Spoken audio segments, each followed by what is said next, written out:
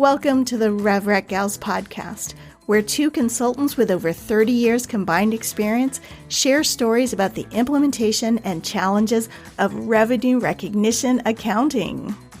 I'm Susan. And I'm Natasha. And we are the RevRec Gals. Welcome to this episode of RevRec Gals. This time we're going to continue with our discussion about SSP and delve more into the stratifications and the methodology and how we come up with those estimates that we then use for allocating revenue. So Natasha, tell us a little bit about the goal of doing the SSP. SSP stands for standalone selling price, which we've probably gone over before, but really we're trying to capture here, what do you actually sell this for? And so I always start with, what are your selling practices and how do you reflect those selling practices in your SSP? What are you actually selling this for? So that's where I start, is if you talk to your business side of things, what are they doing? How are they selling it? How is the sales structure set up? And see if we can capture that in the way we analyze the data. Yeah, and a lot of times what I see is a company will have maybe slightly different price lists or selling practices on a regional basis. So that right there will tell me that's a potential stratification, especially if they have different price lists, because then you definitely are starting with different prices. Yeah. And so, if our goal is to really capture the way that the company actually sells its product, and if, a customer comes off the street to buy it, what in all likelihood is the price that they will get, really have to capture those stratifications and the differences in the way in different departments or categories that the company's selling their products. Another one with the different selling methods is the resellers, reseller versus direct, because typically you'll give a reseller a better discount so they can make some money too. Yes. And so there's lots of different stratifications, but even before getting into the details of stratifications, there's also different stages of product offering. So when you have a new product offering, you might have different selling practices than for a product offering that you are end of lifing. And maybe you're doing certain sales promotions to promote a new strategic initiative, or you're changing your selling prices because they're not working for you. Maybe you're not able to reach the market that you want to. And so I think all of those selling practices need to be captured in the way that you look at your SSP. And then from there, diving into those stratifications. Yeah, one thing we've talked about in the past is this SSP analysis is a tool, but it doesn't always give you the answers. So in your example of a new product or an end-of-life product, new product, you just don't have any history. So thinking about, is there a comparable product line that you expect the selling practices to be similar to? And for sales promotions, is this a short-term promotion that's just going to be a small blip on the numbers? Or is it going to really impact your SSP for that period? And is it temporary? If it's temporary, maybe you're just adjusting it now, but not for future quarters. Yes, it's temporary, but it's something you do on a recurring basis. You do it regularly. Maybe you run promotions once a quarter, and it's something that should be considered as part of your analysis. Yeah. I've also seen companies where they've completely overhauled how they sell in a certain region. There was no history to go to because history was under a different methodology. And so we had to then come up with estimates and expectations based on what we thought the salespeople would discount and what practices would get approved and how we would sell, and then monitor it for a few quarters to see if we needed to change those estimates.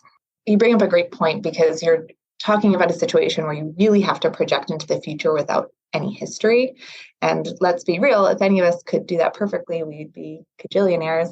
But when you're talking about working with sales on these new initiatives, by definition, a sales organization is going to be optimistic and potentially aggressive with their estimates, because that's what makes them great salespeople. It's not what makes people great accountants, though. And so working with sales to figure out, okay, what are your projections? What are you anticipating? What is your strategy and your approach is a starting point. And then exactly what you said, monitoring it. Well, first of all, applying the accountant's eye to what their to what their projections are, which they might not love, but that's just our job. So that's what we're going to do. But then monitoring it closely, maybe more closely than you do with the rest of your population, to identify, are projections on target? Do they need to be adjusted? Are they making sense? And really sort of babysit that population at the birth of a new strategy or a new product. So as we're talking about this and looking at what we want to have in our stratifications, there are some things we have to look at and think about, like if we have too many stratifications. If we're going down and trying to stratify by product, that's probably not going to get us enough data. And a lot of those products are going to have similar selling methods. And so does it even make sense to go down to that level? So typically what I've seen is people will start at a high level, say, okay, we have different selling methodologies across region or by resellers, and then start to look at the data and decide, do we need to stratify further? I, like you, have had clients that want to maybe start at a more granular level than necessary. But I'm with you. I like to start high level that makes sense. If there's a very obvious stratification, if you know anything about the company, you'll know they work regionally. Or one other very common one is the direct to consumer or sort of online part of a business where you click through and there's not a lot of pricing variation. And then you might have a general business or medium, small business, SMB group. Actually, I see sort of that small business and then mid-market and then enterprise. Most companies have some version or variation of those same things. It's hard to ignore because if you have a $10 million contract in your enterprise, that's going to be priced differently than small mom and pop, that's $1,000. It just is. And so you start as high level as you can while not ignoring any super obvious stratifications that just make sense with the business model, whether that's region or customer type or anything else, depending on the business model. Well, and the flip side of that is if you go too high, you end up not having good results either, because it'll look like you have multiple price points, or the curves may be too flat or the range is too wide. And so you have to kind of reassess. And this is very much an iterative process. We'll start somewhere and we'll take a look and say, oh, does it make sense to look at by region? Does it make sense to divide the products in this manner? Or should we combine these? And so sometimes it takes a while to get to what makes the most sense. I definitely have been in that position too, where often I see regions are a very common one. I see customer type is another one, but then product type of some sort. And what level of product type could be different on different parts of the business. So you might do professional services all as one category, and then maybe you have perpetual licenses or on-prem licenses, and maybe on-prem licenses could be a term license or a perpetual license. You could have hardware, you could have sort of a SaaS offering or a cloud-based offering. And so you could keep it at that level, or maybe within cloud, you have 10 different offerings. And so you bring it down another level and you bring it down to the product type. And then you have the actual product line, which could have also multiple SKUs associated with it. And so you might be at different levels within different categories. And maybe in one region, it's just all of the products in that region, and you do it by customer type only. And then for North America, maybe that's where you have most of your business and there's more complexity, more products being sold in that region. So it could be different. And even the order in which you stratify can matter. Do you stratify by region first and then customer type, or customer type, then region? It can be a lot of fun, huh? I think this is why we love spreadsheets so much, isn't it, Susan? Yeah. You do have to love Excel and be friends with it to do this kind of work. I also see, to your point of within the products, there can be multiples. I've got a client that they sell the product standalone and services can be purchased separately, but they also sell bundles. And the bundles, because of the way they're priced, they have their own stratification.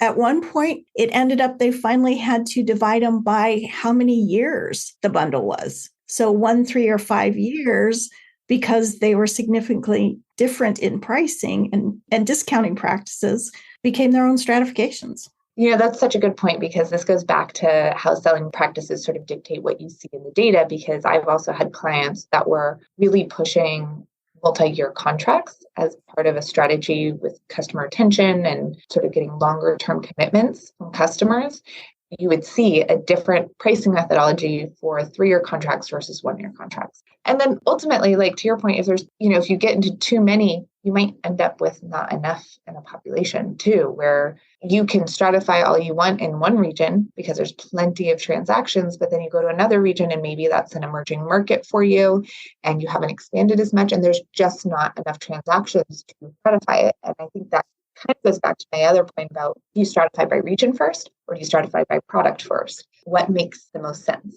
Well, I also find that training and professional services, unless that is your core competency, there's never enough data points. And those data points could be all over the place because oftentimes the large customers, they get that stuff for free or hugely discounted. And so no matter how much you try or want to stratify, you just don't have enough data points to get a reasonable answer.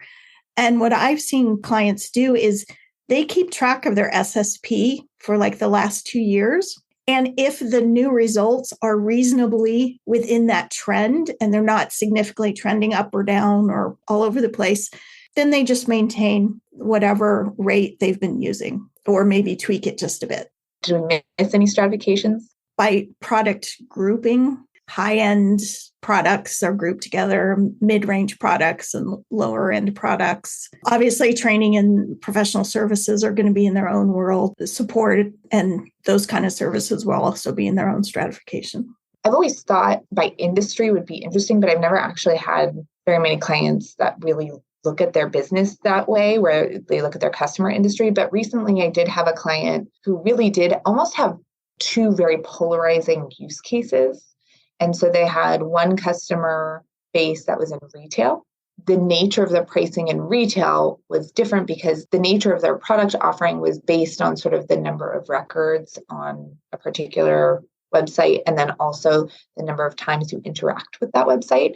And so you'd have a retail situation where there's tons of people interacting with this website. And then you had this other use case, which was more of like a research institute where you'd have fewer users, but a lot more records. And so the pricing for those 2 groups was wildly different because they want to extract as much value as possible. But because the usage-based indicators are so different, they had to price it differently. Well, that's a good point. You have one product that you may sell multiple ways. You may sell it as a permanent license, or you may sell it as usage-based license. And so even though it's the same product, it's sold very differently. And I think we sort of touched on this previously, but just figuring out your data and what SKUs belong in which group, because if you are selling things differently, how do you come up with a stratification that appropriately captures the same types of products, the same types of selling practices, but also differentiating enough to reflect those different selling practices? And it really can be a little bit of art trying to figure out how to normalize all of those things. In some ways, revenue accounting is as close as I would get to creative accounting. Yeah, it's true. I mean, I was always a math person. I like the black and white. I like the structure of accounting. You get to an answer, your balance sheet balances. But revenue accounting, definitely, there's a lot of subjective and judgment in there. And this is just another example that even in a situation of data analysis, you really do have to get creative in the way you're looking at it. Thanks for listening to this episode of the RevRec Gals podcast. Join us bi-weekly as we explore the practical application of ASC 606. We would love to hear from you. Please leave a review, comments, or topic suggestions on your favorite streaming service, or check out our website at RevRecGals.com. The examples discussed are based on specific company dynamics. Check in with your auditors before making changes to your current processes. Specializing in revenue recognition may result in employment for life. Please consult your friends and family before pursuing this career.